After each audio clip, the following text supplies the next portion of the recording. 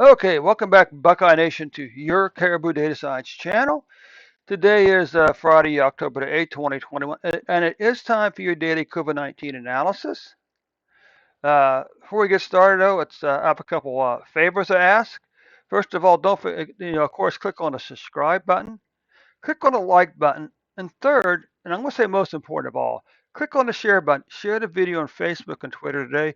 You can also copy and paste the link to the video into an email or text message and share it with friends and family that way. Now, I do have a couple other favors to ask. I know my laundry list is getting a little longer, but these are very simple requests. First of all, if you're interested in our programming and data analytics, be sure to follow me on Twitch this evening at 8 p.m. Dave's Data Analytics channel is a link to the channel in the description below. And second link in the channel is a link to my Twitter account. I need your help get my Twitter account up and running. So I would appreciate if you click on that link and follow me on Twitter today, okay? Thanks so much. Let's get on with the show. Now, we always need to remind ourselves of a couple anomalies, for lack of a better term, in the COVID-19 data, particularly COVID-19 deaths. That is back in February of this year, 2021. The governor's office came out and said, oops, we undercounted COVID-19 deaths by close to 4,000 in the fourth quarter. You know what's interesting? First thing interesting, they never seem to have a problem counting cases. You ever notice that? Anyway, so the governor said, oops, close to 4,000 undercounted COVID-19 deaths, close to 4,000 in the fourth quarter of 2020. But rather than go back and correct the numbers and reissue the numbers, they decided to add the numbers on the February 11th, 12th, and 13th of 2021, which, as you'll see, produces a huge artificial spike. And if that's not enough, for some reason, in March, early spring, they switched from a 7-day reporting cycle for COVID-19 deaths to a 5-day reporting cycle. And if that's not enough, it's not always the same 5 days a week. Okay?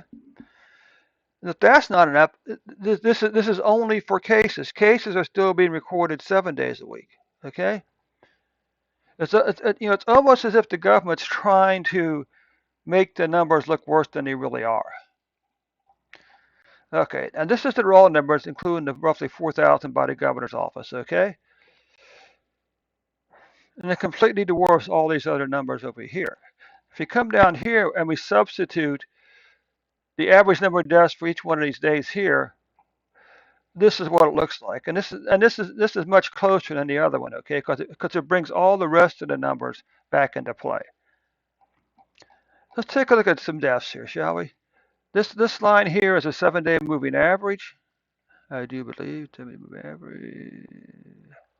No, this is a 14-day moving average. Okay, okay. But and you can see, of course, we should have had numbers back over here.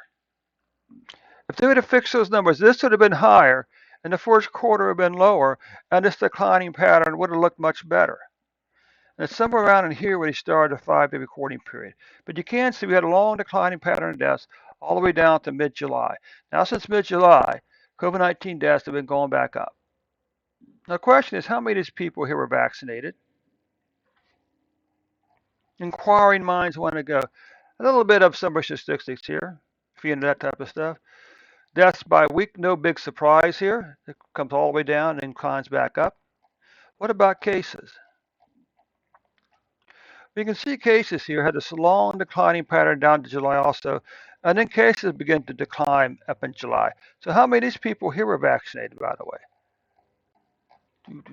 This is deaths using a different fitted curve method. It's simply called a low-S fitted curve.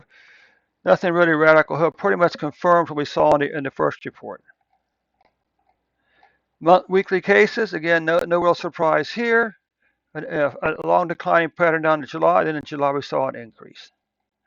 Okay, Buckeye Nation, that concludes your report for today. But before I let you go, you know that laundry list of favors, right?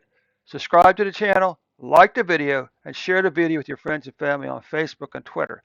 And also, if you're interested in data analytics and our programming, join me tonight at 8 p.m. on Dave's Data Analytics channel. There's a link to the Twitch channel in the description below. And also, I need your help starting a Twitter feed. Okay, so I'd appreciate if you click on that Twitter link and follow me on Twitter today also. Thanks so much, Buckeye Nation. We'll see you Sunday with an updated report.